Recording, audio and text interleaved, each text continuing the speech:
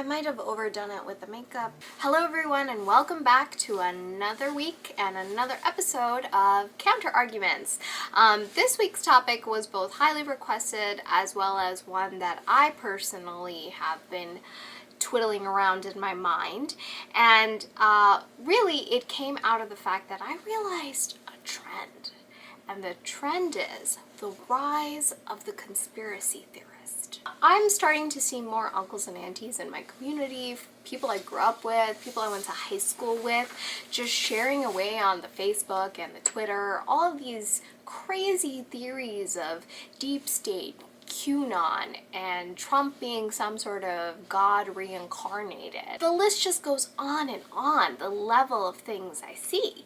You know, before I used to think of conspiracy theorists as these folks huddled in dark basements in some little online chat room, just sharing away their crazy thoughts. And that's not really what bothers me. You know, believe what you want, you have the ability to do that. It's the fact of the level of ferociousness in which they defend these theories that have me very, very troubled, because it's almost as if these theories have become who they are as a person, you know, when before they might just be someone who likes to garden, might question the moon landing, you're like, okay, all right, whatever, and you know, other than that, wonderful member of society. Now it seems as they will corner you at the family barbecue and keep you captive for 30 minutes to explain to you exactly how 9/11 was the work of the government to control us, and how there's gases in the air that constantly subdue us and we need to be awakened to these facts. It's a little troubling. So I wanted to focus on today's video on, you know, who are these conspiracy theories? Why do they believe what they believe? Why is it that they're so into this, and how do we talk to them? You know, because it's now not just some random person you'll never meet and never know in some dark basement. They are in your family, in your friend circles, in your workplaces, and we unfortunately have to deal with them. Before we get into all of that, let's understand them. So what's at the core here? You know, conspiracy theorists essentially believe that they've had this aha eureka moment of discovery, where they've uncovered some plot or some secret that had been designed to be kept hidden from us as the public by the other. The enemy is not the same for all conspiracy theorists, which is why I say the other. For some folks, the enemy is the government. For others, it's liberals, and for others, it might be loud but well-spoken brown women with a partial Ivy League education. That's me. But let's break it down even further. Psychology Today actually grouped conspiracy theorists into three main categories. The first one is the one seeking understanding and certainty. These folks are not necessarily interested in facts, but they're interested in answers of comfort. You know, they don't really want to question beyond an answer that, you know, makes them feel good. These are the ones that you'll generally hear they can't work because the Mexicans are taking all of their jobs. They don't need to see the facts on why that's not true. They can just make that statement and feel good about themselves and keep it moving. The next group of people are the ones that are seeking control. These are the group of people that don't want to change anything in their environment. They're highly comfortable in their space, they have full control over their space, and any information or fact that threatens that, they will challenge and accept something that isn't true in order to maintain their security. These are the folks that you see denying climate change, because to accept climate change, they would have to change their entire way of living, and that's not something that they're ready or willing to do. The final group of people, and probably the more common one in my opinion, is the one seeking high self-esteem. These are folks that are usually socially awkward, ostracized in some way, excluded, and they feel incredibly undervalued. For them, conspiracy theories and discovering them allow them to transform themselves into these privileged holders of information that nobody else could figure out except for them, because they are geniuses. Their mission is to make everyone else as enlightened as them.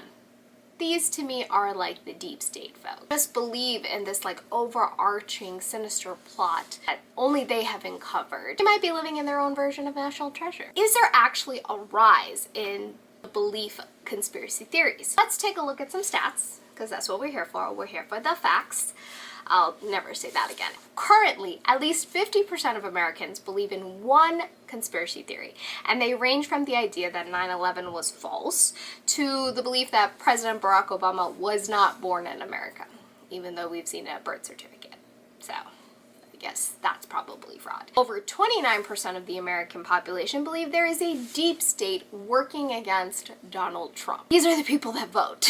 There isn't any real clear polling or research that's been conducted to narrow down the exact number of conspiracy theories, but one thing is certain: conspiracy theories are a lot more widespread because the information can be so quickly disseminated and forwarded and posted and shared. People don't really look into fact-checking anymore. It's more of like, oh, well, if it's published on this somewhat credible-looking website, it's gotta be real. So why should we be worried? The biggest issue of conspiracy theories is the fact that it instigates and stokes paranoia. Paranoia can lead to irrational thought and can lead to irrational extreme measures, and that eventually leads to destruction. This sounds very dramatic, but I really want to impress upon you the effect of such rhetoric. Currently, this rhetoric could actually kill us. Let me explain. We are in a pandemic. The number of cases as of yesterday, July 11th, was 60,765 new cases, and there's been 675 deaths in America. People are still dying. Unfortunately, we have a president in the White House who not only believes that the high death toll is actually a liberal attempt to make him look bad, he also actively mocks people who wear face masks as weaklings. And he also sees face masks, and he's said this on several public occasions, as a political statement against him. I mean, narcissism on a whole nother level. Unfortunately, this empowers and mobilizes a lot of Americans who comprise his base to also refuse to wear masks. Let me make something clear. Wearing masks is not about belief, it is about science. It saves lives, it stops the spread of this virus that is, again, killing us. To me, is a prime example of why conspiracy theories are dangerous. And the fact that we have someone who so vehemently believes in conspiracy theories in an incredibly high position of power is even more so troubling. We can't just ignore them anymore. We need to speak to them. How do we do that? When you look at, in general, these people are usually poor, they live in rural areas, and these are populations that liberals and Democrats avoid like the plague. These are the folks that we jokingly refer to as rednecks or hicks. We constantly write them off, we don't approach them, we just ignore them.